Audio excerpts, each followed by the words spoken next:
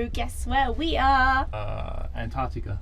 We're at the Great Wall of China, and we can't see it right now. So technically we're not at the Great Wall. We're near it though. We're up in the air around We're in the air. We're in the cable car. We're in the vicinity of the Great Wall. Yeah, we can't actually see the wall, but I know it's somewhere around here. I don't know here. about you. You got pretty bad vision. Can you see it? Can you guys see it? Grandma Lexi, but I can see it. Oh, shut up. Just you're on. Just over this way, Grandma. There we go. Can you see it? I can't see it. You can see like the top. Oh, it's over here. It's misty today. It's misty today, so you can't really see properly. So with like the mist, the sun, like Lexi aging and a bad eyesight. Aging? It's bad eyesight. Okay. So we're in the cable car. We're on our way up. And yeah, hopefully we can get off before the cable car moves away.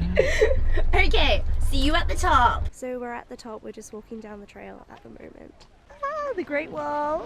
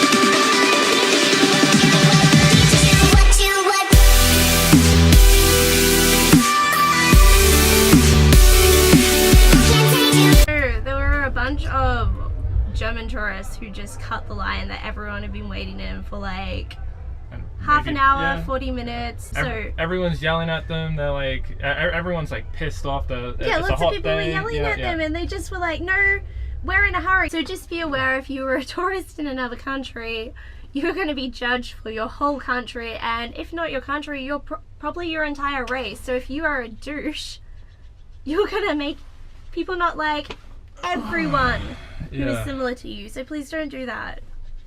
Douches. Oh my god. And they were smirking.